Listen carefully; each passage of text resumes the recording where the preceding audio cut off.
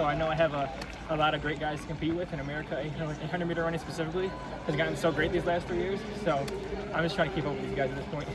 How are you a different guy than you were when you left, the scene? Yeah, just smarter. I mean, I'm not so hard-headed about my workouts and my running days. If I'm not feeling great, I just don't run and try not to exalt my body too much to the point where I'm injured and things like that. So just been a lot smarter, and I don't think if I miss a day or two running, it's the end of the world. I'm used to.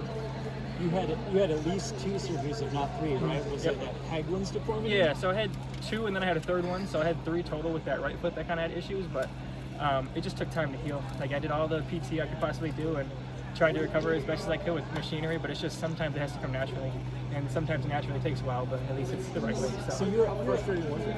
Extremely frustrating. I wasn't probably the most pleasant person to be around these past 3 years, but I'm grateful for everybody that just stuck by me and has been supporting me the whole time. What did you do to distract yourself? Just hunting and fishing and enjoying northern Michigan. I don't get to enjoy Michigan summer as much as I'd like to this year, but it's a good sacrifice to be running fast and be on the track scene again, so I'm happy. But during that time too, you got engaged as well. Just like you had a lot of life changes just over the last time we saw you. Yeah, for sure. That was big changes because first we got back together and then we ended up getting engaged within the next year and a half. So it was just really cool to kind of have other big life moments happening outside the track that have really helped, just kind of make me happy in the meantime. Not just like being too reliant on track for my happiness. I'm finding happiness in different avenues in life, and I think that just kind of relieves the pressure of track with those kind of things going on. What staff now? Not permanently, but I bounce up there. Coach Smith likes to get me up there, I think, as much as possible, but I'm still a C-level guy at heart, so I can't. It's just a hard transition, so I'm slowly starting to kind of enjoy it a little more and more. When I have results like this, it's easier to go back. So you're at home watching the 800-meter final in Paris.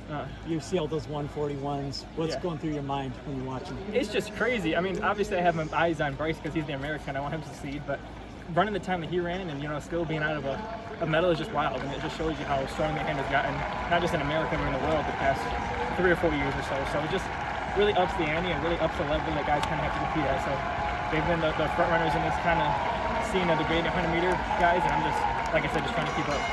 Besides the winning and the fast times, what's been your favorite moments since coming back and racing these past 3 weeks? Just being around the guys, like being around guys like Mike's group, and just Craig has been a big helper in this transition and getting me back. He's been along my side of recovery the whole step of the way. So just being around the guys and being healthy and being able to not be so pissed off just showing up at practice every day. So.